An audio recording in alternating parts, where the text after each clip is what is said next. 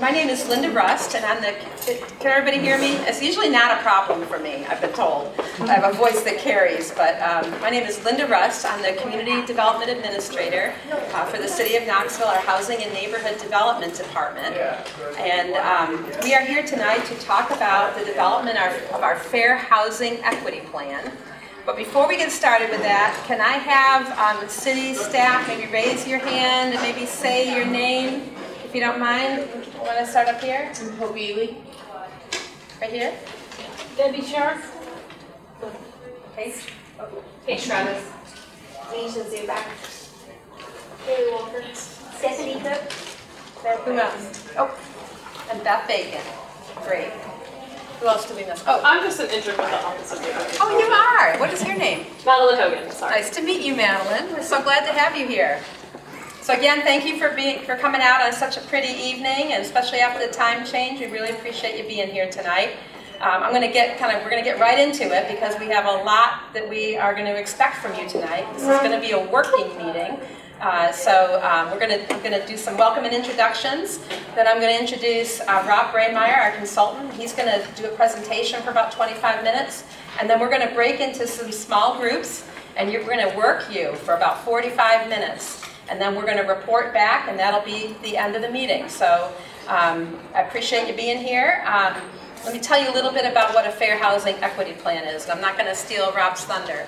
But the Fair Housing Equity Plan is the latest iteration from the U.S. Department of Housing and Urban Development, or HUD for short. They fund the city to the tune of a little over $2 million each year. And I'll also put a plug in. We're working right now on our annual action plan for our 5th year. So we're going to have that public meeting. I hope that your signature or your email is legible on our sign-in sheet, because I'd like to add you to our list and invite you to future public meetings, both for the equity plan and for the annual action plan.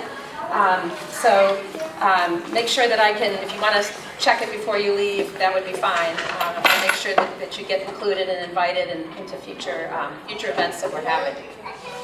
So the Fair Housing Equity Plan is the latest iteration from HUD of their plan and their expectation for grantees of HUD funds to affirmatively further fair housing. And we have had different iterations of the plan. We currently are operating under an analysis of impediments, we call it AI, but it's analysis of impediments to fair housing. But HUD has pending legislation that they're coming out with, we expect in the spring, where they're going to announce this new Fair Housing Equity Plan. And City of Knoxville, we like to stay on top of things, so we decided that we would get started and get a jump start on that before it's actually due. And part of that inspiration came from Rob and his partner Rick Sander from Community Solutions Collaborative. They reached out to us, I think we decided it was about a year ago. They were interested in talking with cities about Knoxville's size, because we were big enough to have some interesting issues, but we were small enough that we had a leadership that would be responsive to some of the changes and some of the work that will come out of this process. So we kind of hemmed and hawed about it a little bit, because we weren't sure, do we want to start this before the legislation comes out? But once we learned a lot more about Rob and Rick, we were very confident with how in touch they were and are with these issues and with HUD, and so we decided that we would get an early start on this. And the other way that this will really benefit us is that sooner that we get our equity plan in process, we can then dovetail it into our 5-year planning process, which is going to start this summer. So you will hear more about that, and we will invite you to those meetings. But we really want what comes out of this process to be able to inform our 5-year plan, and that's how we spend HUD Community Development Block Grant money, home investment partnership money, and emergency solutions dollars for the next 5 years. So we want to definitely be able to look at those things through the equity lens. So without any further ado, I'm going to introduce Rob. Again, Rob Braymeyer with Community Solutions Collaborative. Hi, everyone. Thank you, Rob. Yes, so before we get started, I just want to talk a little bit about how we got to this point as a public policy for fair housing. So as Linda said, there has been for some time these requirements of folks who, government entities that get HUD funds in particular. In this case, we call them entitlement jurisdictions, but that basically means cities, counties, things like that. But also public housing authorities and other agencies like that have to do these as well. And so the city of Knoxville is one of those entities. For years, HUD has been, kind of evolving this process to be more and more holistic or comprehensive and actionable. So this most updated iteration is the most actionable of the plans they've ever come up with. So we're really kind of excited about that. One other thing that's really important is this whole work is rooted in the Fair Housing Act, which was passed in 1968. And you'll see in a minute here the effect that the Fair Housing Act has had over the years. But really what I think a lot of people in the fair housing world believe, and I think this is backed up by a lot of the data and the research, is that for a really significant portion of the time since 1968, we focused on fair housing on discrimination and on enforcement of discriminatory acts. And the Fair Housing Act definitely wants us to do those things. But it also is asking particularly cities and counties and states to do more to actually build communities of opportunity and find ways to deal with issues of segregation and racially concentrated areas of poverty. So we're going to look at those patterns and we're going to talk about those for a little bit. And then we're going to talk about how that dovetails with opportunity and with other issues in the community.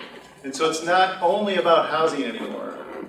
Housing is where we're at the root of this, but we're also thinking about what is our economic development work that's going on, what are our community relations efforts that are going on, and how do all those things work together to build a community where everyone feels welcome and included, and we can actually then create a greater benefit for everyone in Knoxville, right? So this isn't necessarily an issue of just helping one group and not helping another. When we build these more inclusive networks, everyone benefits from them. And the research shows that cities and regions that work on these issues and try to improve on integration, they actually become much more economically vibrant. So they see their cultures improve and they see their economic development go faster. So this is a really important activity to take on, not only for the civil rights aspects of it, but for prosperity and for greater community connection. So what is an equity plan exactly? So Linda told you, these things used to have different names. The original name was the Analysis of Impediments to Fair Housing Choice. And because HUD likes really long names. And so we just called them AIs because we got tired of saying those many words times, and so we just started calling them AIs. And that original one was very much about, can you just document a bunch of stuff and put it in a report, and then we'll never really talk about it again. And so that got replaced by another version that was called the Assessment of Fair Housing. And that one became a little bit more outcome-oriented and not just about the process of getting all the data down on paper. And then this most recent iteration that's about to be finalized by HUD and published is called an equity plan. And the equity plan has a lot more emphasis on what are the solutions that you're going to try to achieve, not just what are the problems that you've uncovered. And so we're going to try and make this plan be as actionable as possible. So what does this do? Well, as Linda said, it's a requirement for all funds, all governments that receive HUD funds. And so they have to do these plans. We're going to analyze fair housing issues, but like I said, fair housing issues aren't just about issues of housing affordability or housing discrimination. They're also about where are we investing in our communities? Are there correlations between racial segregation and racial disparities, or disparities in investment and those kinds of things? We are going to propose solutions for these issues. And I think this is a good point for me to say, to remind everyone, like, we're just getting started with this plan. So we haven't identified all the issues yet. We don't have all the solutions yet. And part of what we're going to do tonight is hear from you about what your perceptions are of some of the problems and what are your ideas for some solutions, so that we can take that information and bring it into the whole process.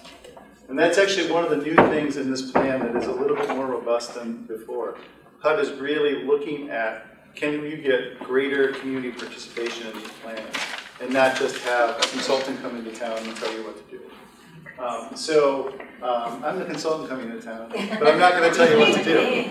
I'm going to listen to you, and I'm going to use that to connect with the data that we find, the research that we do, and come up with solutions that make sense for Knoxville. So this plan will cover a period of 5 years, and it will have to have, like I said, these solutions that are actionable and measurable. And not only that, but for each year along the way, there have to be milestones that are actionable and measurable as well. So, you know, if we had some, 5-year goal, we also want to see what are the steps in each year to get us to that 5-year goal. So that's how these plans work now. Now let's take a look at some of the issues that we will be addressing in this. And so we're going to break you guys out into 5 different groups later for you guys to talk about these issues. I've got 6 of them up here right now, and some of these are combined. Depending on how you meet these out, there can be anywhere between 5 and 8 or 9 issues that we have to look at in this plan. The first one is the segregation and or lack of integration. And that's really about what is how evenly distributed are people in the community of each racial group, right? So we'll look at that in a minute. Are there any racially or ethnically concentrated areas of poverty? That's a HUD-defined place, and what that means is it's a neighborhood that's at least a majority of one minority group or a combination of minority groups and has a certain level of poverty. And we'll show you those on a map in a second too. We want to know, are there disparities in access to opportunity and disparities where community assets are located? And so we're going to be asking questions about that. Can we see if those correlate? And actually all these other things come back to correlating to those first 2 things. How much are they affected by that pattern? Then we want to look at inequitable access to affordable housing and home ownership. So we're looking at where is affordable housing located, who gets the chances to live in affordable housing, what kind of programs do we have to help people become homeowners, and those sorts of things. We're going to look at disability and accessibility. That's a protected class under the Fair Housing Act. And we want to look at not only are folks with disabilities being treated fairly, but is the infrastructure in Knoxville accessible, both the housing and the way you get to the housing, so that folks with disabilities have a fair shot at finding places to live. And then finally, the thing that people mostly think about when they think about fair housing, what's the level of discrimination and noncompliance with fair housing law, and how much are we doing to sort of build a fair housing infrastructure so that people do face discrimination, they have a way to address that. So here's how Knoxville has changed over time. So you can see the breakdowns over time. White folks have essentially declined over time as a percentage of the population. The black population has remained fairly steady since the 1980s. And when the census finally started counting some of these other groups, you can see that they started to grow in the Knoxville area as well. And so, but you can see that this pattern is not unlike a lot of patterns the size of Knoxville as far as the racial breakdowns go. And so this is sort of, and when we look at this, we look at it and say, is Knoxville attracting people of all different groups? Do they look relatively similar to how the region as a whole looks, or how the state of Tennessee might look, and that sort of thing? To try and gauge whether or not there might be some underrepresentation that you might want to think about. Here is what we call a dot density map. So this map is, every one of these dots is think it's actually 11 people, not 10 people. And that's only because I zoomed in to just the right point where the dots would be 11 people. But each dot is 11 people. And the pink dots are white people. The blue dots are black people. And the green dots are Latino folks. And so when we look at this issue, we take a look and we say, can we see any patterns here where there are concentrations of one group or another, right? Everybody looks at this map and the first thing they see is the concentration of blue dots. What they don't recognize, because the pink dots have concentrations in ways that are a little bit harder to see, but there's concentrations of pink dots too. They're kind of surrounding the concentrations of blue dots. And then also, it's a little bit harder to see the green in here, but above Fountain City there, you can kind of see these gray areas are what we call census block groups. So they're a little bit smaller than census tracts. They're just about the size of a neighborhood. And you can see that little green one up there, where there's a little bit more concentration. There's a little bit more concentration green here as well. So, these patterns are patterns we want to uncover as to like how did they form that way, and what connection do they have to any kind of disparity to access and opportunity. This is the next thing is we call this this is actually a measure that we use that not everybody has the methodology to use this, but we call this a relative exposure to poverty. And what this is, it's a ratio that kind of tells us the people who are living in these kinds of publicly subsidized housing, how much more or less exposure to poverty do they have than the general population as a whole. So if they had the exact same exposure, the number would be 1. But if they have a number higher than 1, then they're getting more exposure to poverty than the general population as a whole. And if they have a number lower than 1, they'd be getting less exposure to poverty than the population as a whole. But you can see here that in most cases they are all over 1. That is somewhat to be expected. But especially when we talk about these, which are sort of place-based versions of affordable housing. However, with housing choice vouchers, technically they could live anywhere because they have a voucher that is their voucher and they could move into any unit that they can afford with that voucher. So you would expect this number to be the lowest number. But it doesn't always happen that way, particularly if, for instance, a voucher wasn't worth enough to be able to get most of the units in the community. And so there are only certain areas in the community where the voucher would actually get used for. So if a voucher was worth $1,000 and most of the rents in the community were over $1,000, there would be fewer choices for those folks. I have a question. Can you explain what you mean exposure to poverty? Do you mean living in poverty or living around? Yeah, more likely to live in a census tract or a census block group, depending on which level you're looking at. In this case, I believe this is actually at the block group level. And it's like, are you more likely to live in a block group that's high poverty than the general population as a whole? Okay. Can you explain a little bit about the 1 versus a 2? Does that mean it's 100% more? Where are you basing that on? I was just about to go through that. So 1.87 means that they're 87% more likely than the general population to be living in poverty, right? If they had a 2, it would be twice as likely that they were living in poverty than, or they are twice as likely, they are living in poverty at twice the rate of the general population. So in this case, you can see that like, in most of these cases, we're doing okay compared to the other cities and compared to national averages when you're looking at Knoxville. In other words, the number's lower than it is for the national average, with the exception again of the voucher holders. So we're going to have to dig into that and figure out what's going on there. And that doesn't mean that, certainly looking at 2.12 doesn't mean that we're going to just say, well, it's lower than 2.31, so it's okay. But we will want to look into that too and see what kind of solutions there might be to work on that. So there are different solutions for folks who are living in place-based communities than those who have a voucher, right? The solution for somebody with a voucher might be more about how we expand the number of choices that they can use that voucher for. For the place-based stuff, it might be about are we only locating the place-based housing in places where there's already a lot of poverty?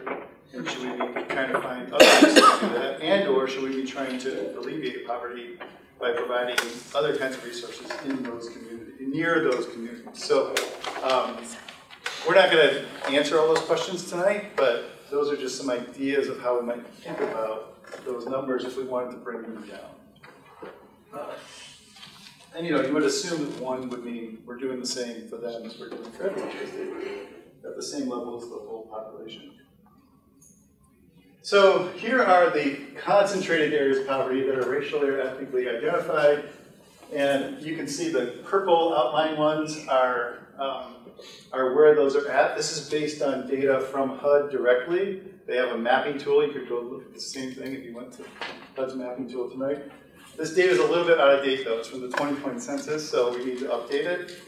And it's also at the census tract level, not at the block group level. I outlined the block groups because my map has block groups, but there's about 3 to 5 block groups in every tract. So they might come up, the analysis may change as we update it for the times, but you can see in 2020, when HUD looked at it, those are the areas where they found higher concentrations of poverty in places that had a higher percentage of people. Then here's back to those housing choice vouchers. You can see that, again, this is by census tract, and you can see, which is a little bit bigger of a place, but you can see how many voucher holders sort of live in each one of these tracts. So the darker the color, the more voucher holders live there, and the lighter the color, the less, and the ones that have no color at all, there are no voucher holders living in the census tract.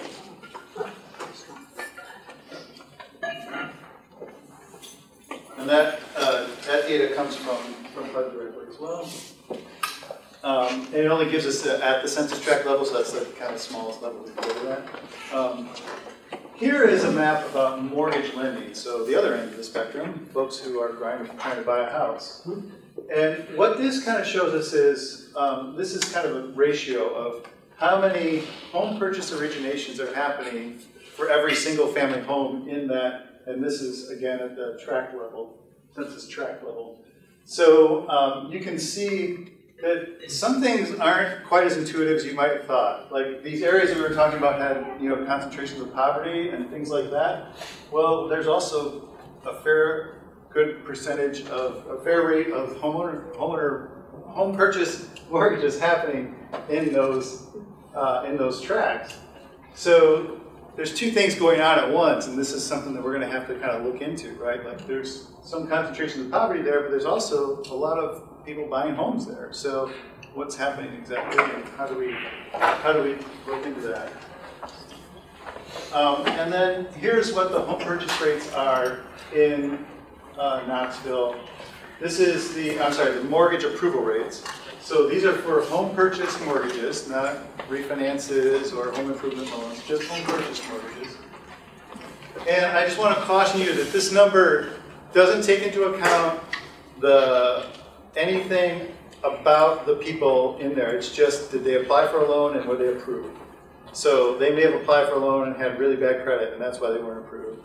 Or they may have applied for a loan and they applied for a loan for a house that they couldn't afford, and that's why they weren't approved. But you would think that generally that would be kind of common for each group if we were in an equitable society. And so when you have differences like 90% for one group and 78% for another group, you have to kind of investigate what's going on there. I have a question. Does this include people that are buying or companies that are buying? No, these are individuals buying homes, yeah. Because the company wouldn't go through the same home mortgage process. Yeah.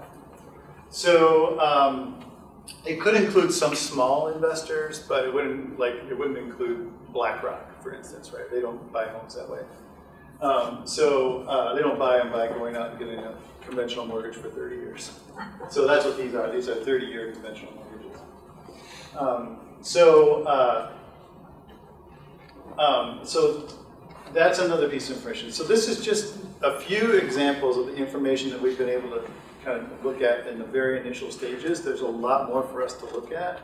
but it's here to give you some kind of food for thought before you go into these breakout groups to think about some of the questions that we're going to ask, that we're hoping to get your feedback from in order to help us assess what we think is going on in the community and what we think we might be able to do about it. So I saw another hand. So I guess a clarifying question. When you say conventional loan, do you mean a loan that's called conventional loan, or? Yeah, well, I'm glad you asked that. So these are for people who are going to get a 30-year home mortgage. I believe, so my partner put this data together, and not me, and I got it yesterday. But I believe this is both conventional mortgages and FHA and VA mortgages all together. I think that would be a decision. Yeah, but it's just the 30%, or just the 30-year mortgages, right? Home purchase mortgages, not refinance mortgages or home improvement loans. Yes? What percentage is that number based on? To get 90% white, 81% black, what's the number of applications? So that if there were 100 white applications, 90 of them got approved. If there were 100 black applications, 81 got approved. Are they all the same amount of applications? No, they are not. They are not. Yeah, it's just the rate. That's another thing to take into account, right? There could have been 10,000 of these and 1,000 of those, right? That's not likely.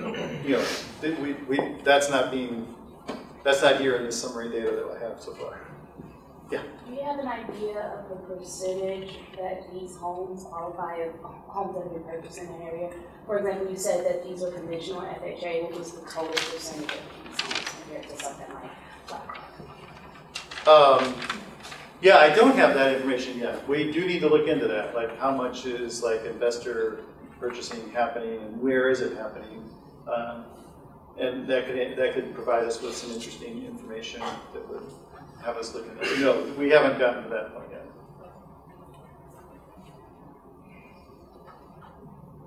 That's a great thing. If you end up in that group, that's a great thing to bring up. Okay, any other questions? Okay, so again, these are just a few slides with a few pieces of data in them to kind of get the juices flowing and make you think about what we're about to ask of you. Because what we want to do is we want you to break out into 5 different groups, and we're going to break them up into these categories. You guys are just large enough, I think, that we're going to let you choose which group you want to go into. If you were a little bit smaller, I was going to count you off. But I think there's enough of us in here that I can count on at least 3 people being in each group based on their own choices. So we're going to go ahead and go with that. So the first group is the group around that's going to look at issues of segregation and or the lack of integration and the racially and ethnically concentrated areas of poverty. The second group is going to look at disparities in access to opportunity and community assets. The third group will look at inequitable access to affordable housing and home ownership. The fourth group, disability and accessibility, and the fifth group, the discrimination and non-compliance issues and the fair housing infrastructure.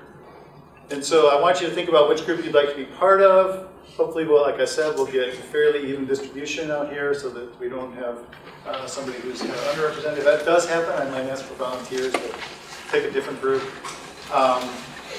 And so there's going to be a facilitator in that group. They're going to ask you some questions. We're going to try to write down as much as we can because we want to hear from you about these issues and about, and well, I'll leave it at that. We want to hear from you about these issues. There's a structure to those breakouts. And that information is going to come back to us and be important information for us as we think about what are the problems, what does the community know about the problems, those kinds of things, so that we can make sure that the report is reflective of the people of Knoxville. Okay. So group 1, we're going to go clockwise. Group 1 is here. Group 2 is in the middle of the room, and you can just pull your chair to your group. Group 3 in the back corner. Group 4 in the right back corner. And group 5. Outside of my humanity of me. Yeah, when you be born, you have to I went to support people right into just concentrated in one. So you see that as being more salary. Yeah, that could be spread out. So, don't think too hard about that. Or I guess you could think hard about it, but you know, like, don't let me. He's talking a bit about how there's very little education about these resources if they're available. They're not highly accessible. You find them, and there's not Black population, largely eastward in the neighborhoods that concentrate poverty, All right. So anyway, first of all, thank you all so much. This is a ton of information for us to take back. Really appreciate it. It's going to be very helpful. I know you guys all picked somebody in your group to report out. We'll just go in order, 1 through 5. How's that sound? So, group number 1, why don't we hear? Everybody gets like, 2 to 3 minutes just to report out. And we were number 1 because we were the best. So. All right. So some of the issues that we identified related to segregation, lack of integration, and recap areas is, a history of urban renewal and concentrating poverty, especially for BIPOC populations, including things like redlining. And there are some issues with neighborhood associations. There are really strong neighborhood associations that are opposed to development and don't want higher density. On the other side, there are some neighborhood associations that don't have as much agency and have barriers to showing up and advocating for their neighborhoods, like transit and non-traditional working hours. And so you've got these issues of NIMBYism in some neighborhoods, and then on the other side, neighborhoods that can't represent themselves. You've got issues with generational poverty in recap areas. There's been a disinvestment in East Knoxville and Lonsdale. There are gentrification dynamics where market dynamics are determining housing inventory and where new housing inventory is, not necessarily based off of where the greatest needs are, but where the market kind of pushes new development to go. There are some state of Tennessee restrictions, like the inability to control rents and other things like that. There's a lack of visibility for the Latinx population, and the Latinx population don't necessarily feel safe, advocating for themselves and for their neighborhoods. And then on the solution side, we talked about reparations of opportunities in disinvested areas, so just bringing more opportunities to those places. Increasing density in low density neighborhoods. The missing middle concept came up. Not relying on nonprofits, but aligning with nonprofits who have built trust and have experience in areas, and so not using them as, to kind of prop up our community. More representation in decision making. Intersectionality between departments and between different sectors. More tax incentives or breaks or different levers to bring good jobs and investments to BIPOC areas, and moving away from government's total reliance on property taxes because that causes them to incentivize and rely on development, which can not always be in the greatest interest of the people living there. So, okay, should we add something? Yeah, just one thing to add to the intersectionality point, specifically when addressing issues of inequity within housing, it doesn't exist within a vacuum, and so considering different identities and experiences, not just interdepartmental per se, but what different communities and different identities will be represented and how they'll be impacted by whatever it is that policies are trying to push forward. All right. Thank you, group number 1. So we found that there were strong disparities between neighborhoods that have a lot of opportunity and community assets and those that don't. So a lot of those neighborhoods that came up with, that we named were Lonsdale, Beaumont. They have disparities in terms of parks, sidewalks, those natural connectors between the community and the schools and jobs and community resources, and that transit could connect them better than they do now. That there's kind of with our current transit system, and when we thought about transit, it was like public transit as well as pedestrian and biking, and how you can connect sort of non-car households, like your little 10-minute circle, how you can connect maybe areas of opportunity with areas that have less opportunity, and then if our transit connectors were stronger, that you could use multiple ones to kind of, live in one neighborhood, work in one neighborhood without extending yourself so far that you're just in a car all the time, or that you're spending all your time getting there. And that also, part of that is that the infrastructure itself that can support both the community assets that are provided by the government, and also just the infrastructure that's provided by the government that supports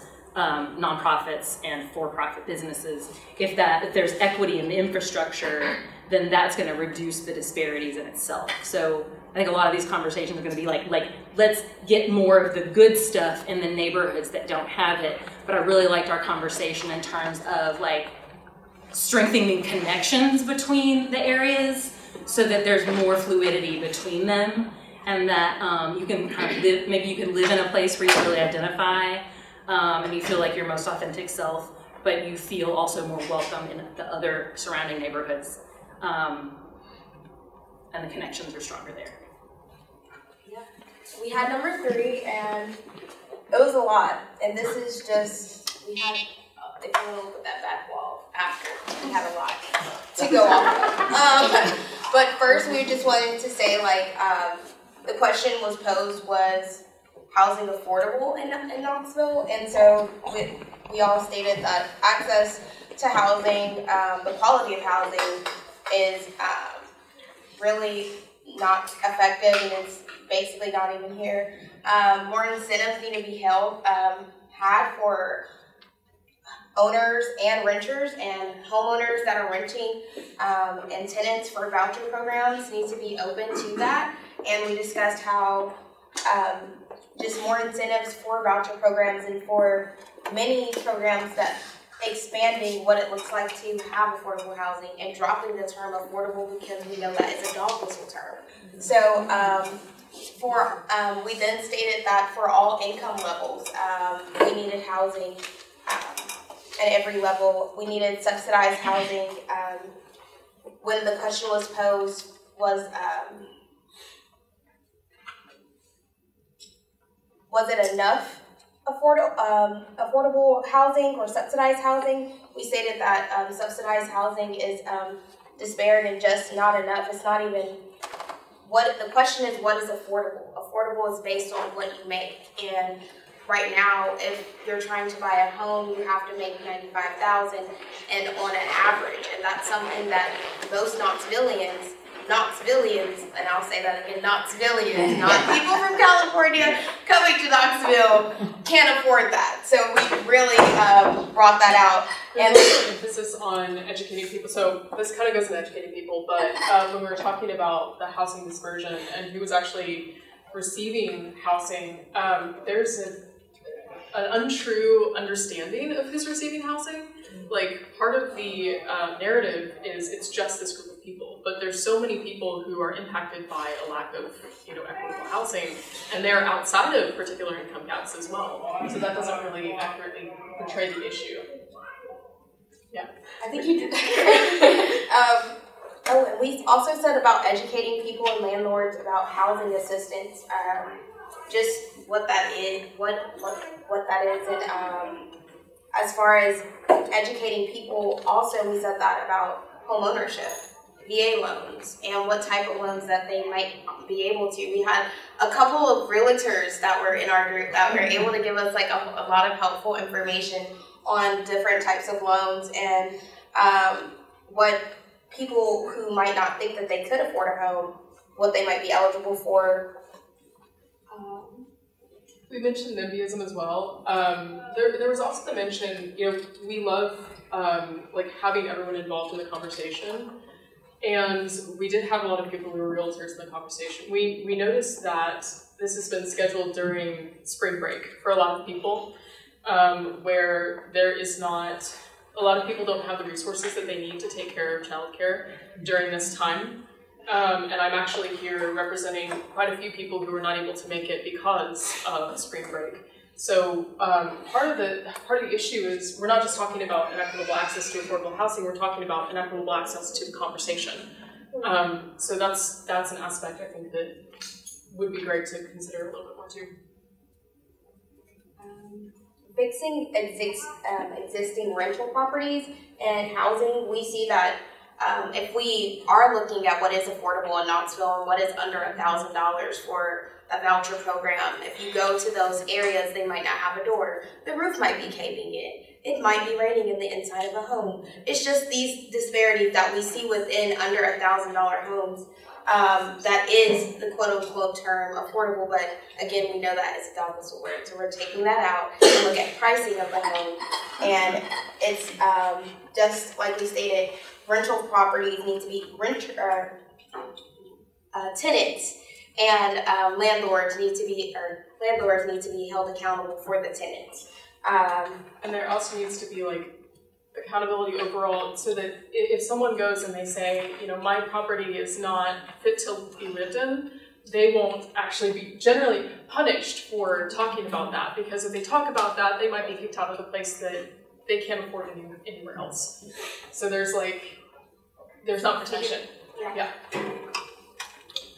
And state legislation, I think that's something we, as a city, we can't do this alone. This is something that we have to go to our state for, and we were discussing there's a lot of things that Knox County can't do because we need the state's approval. So this needs to not just be a conversation that's just held here, but we need to push this conversation to the state and push this to our representatives so they can get these initiatives started for us. I elect new representatives.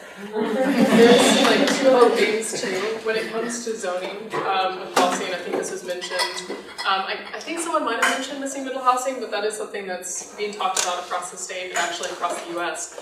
And we do need more options. We need more diverse options so that people can actually afford things that are more fitting to their situation.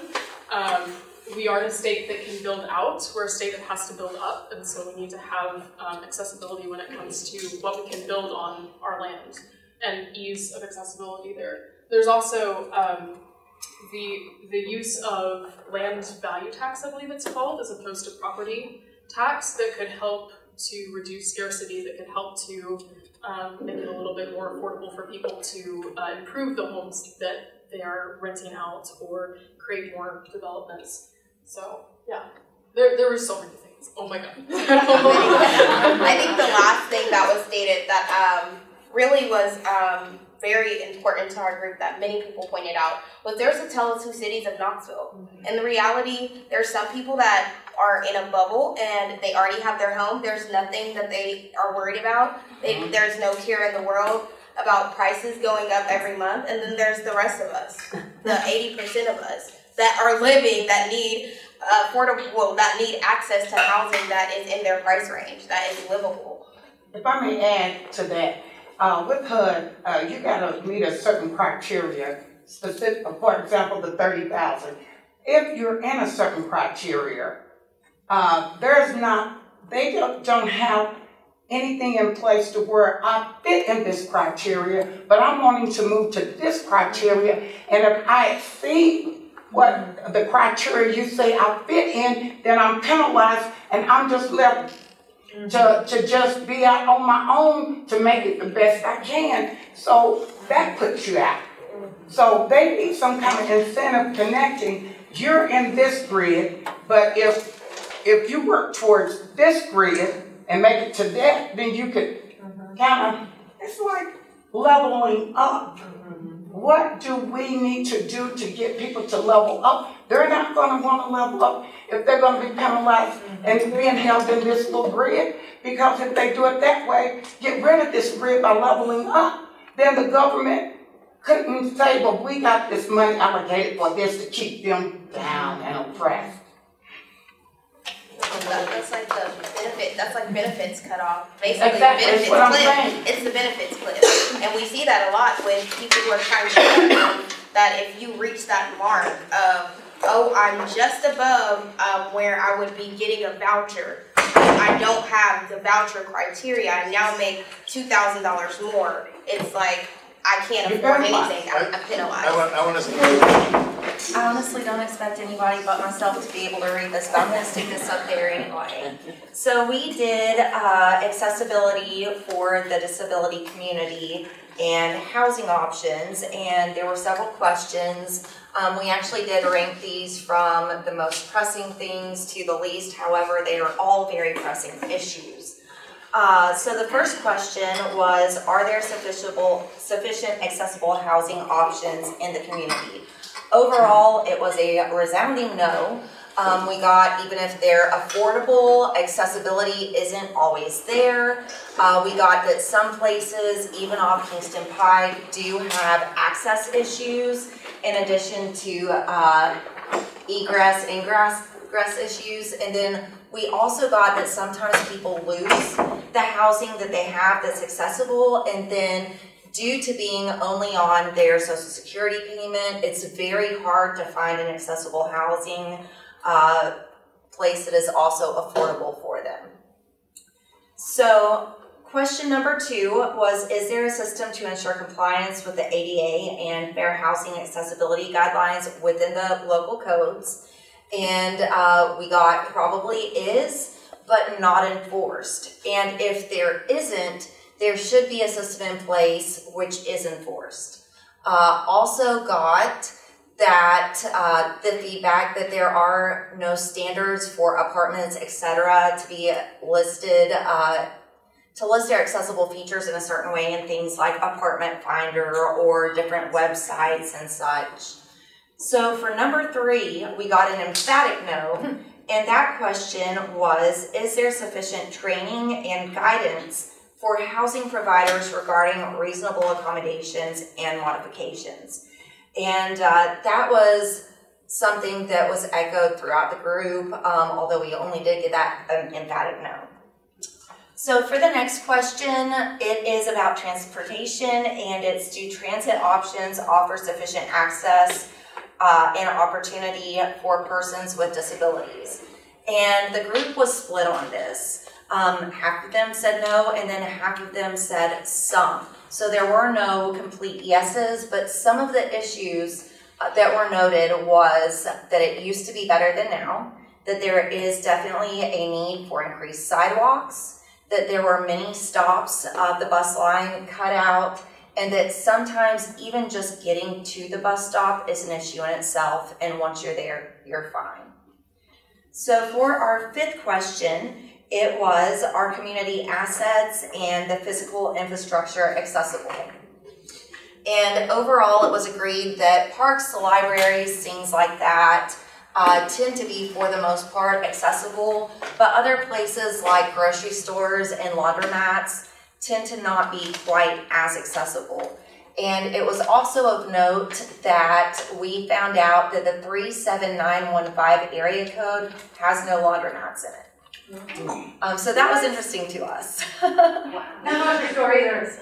No grocery store either? What was the area again? 37915. Right side area. It's also a food desert. Okay. So now we're getting even more information. So there's a lot of different amenities out there, things that are necessary for the community that just can't be found unless you go outside of it. Okay, so getting into our solutions, I'm going to drop down to the what policies or programs would you suggest for the city of Knoxville to implement in order to address these fair housing issues? We had a lot of good input on this from the entire group.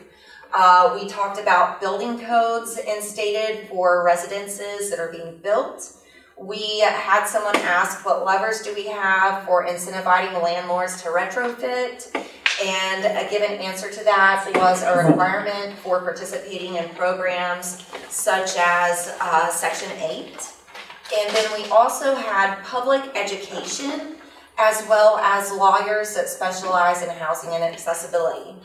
We talked about incentivizing the builders, and then briefly elevators for 2-story and above buildings.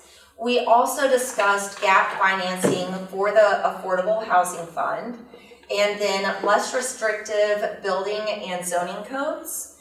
And then we discussed a certain percentage of units, or preferably all units, if they were accessible, even if that's 20% of them as a requirement, or all ground floor units as a requirement. So we talked about discrimination, non-compliance with fair housing law. We talked about general fear of retaliation when something has occurred that people feel worried will happen if they complain. But in general, we also talked about a lack of awareness about one's fair housing rights and what systems exist to pursue those complaints, where you would complain if you have those issues. Of the information that is available, we talked about finding it generally confusing or inaccessible, especially if you don't have access to or are comfortable using like an online portal or system. We also talked about how there's some delay or even no response when you make a complaint. And then some solutions we talked about, public education, that way people understand not only their rights but also educating landlords so they know their responsibilities. We'd also like to see some sort of system of accountability for landlords, if it isn't already required, some sort of required training. I didn't mention here, but someone also talked about potentially requiring very large landlords to have someone on staff dedicated to these issues. Maybe having more investigators so that these complaints are pursued in a timely manner. And then to make the information more accessible, perhaps a hotline for complaints, a specific hotline for it, that also could give you more information about resources that are available. Awesome, thank you.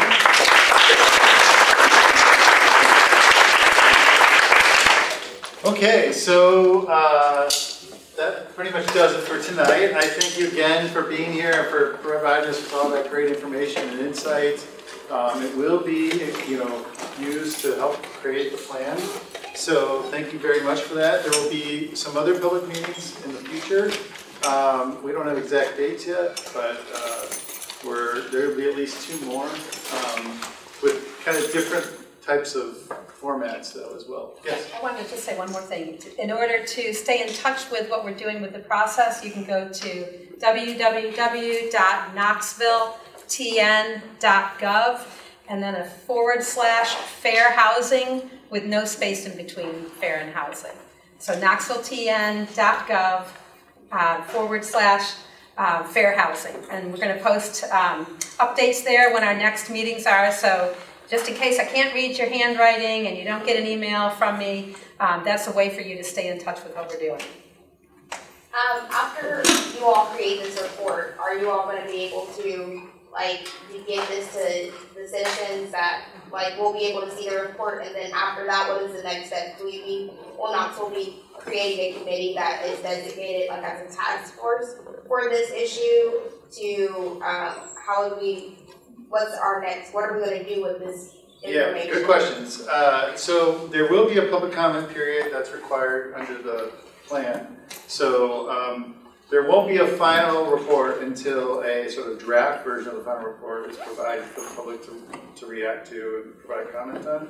That comment, just like this, will be included and used to improve the report for a final version. I don't know what the city will do after that. It might be, if you're going to provide more feedback, that might be a good recommendation that once this plan's over, it would be great to have a committee or something like that. But it's not required for them to create a whole new committee once this plan is done. But there will be benchmarks that they are going to be held accountable for, right? In other words, if they don't meet those benchmarks, they're going to have very good reasons as to why they didn't reach them. So yeah, there's even if that didn't happen, there's other things in there that are kind of in this new version of the rule that would require the city to keep following. So for a first public meeting, this is pretty amazing. You all really worked hard, and I really want to thank you for that. And we've got evidence all over the walls, and keep those good ideas coming. On that knoxvilletn.gov fair housing page, there's a way to stay in touch with us, to submit other comments, so please stay engaged. And was there another question? So I was just going to ask, is your plan going to account for what the city can actually do versus what are state regulations and what are federal regulations?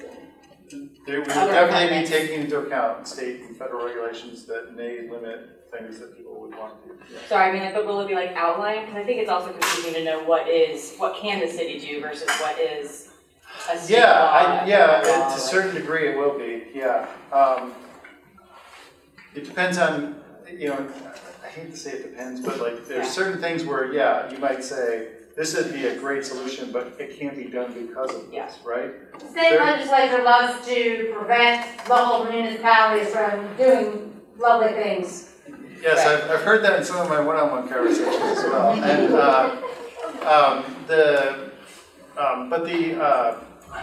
But there might be something out there that's just like maybe what we might think of as a more generally understood thing that probably would not get mentioned in the plan if it didn't have a direct impact on something that we thought we could do.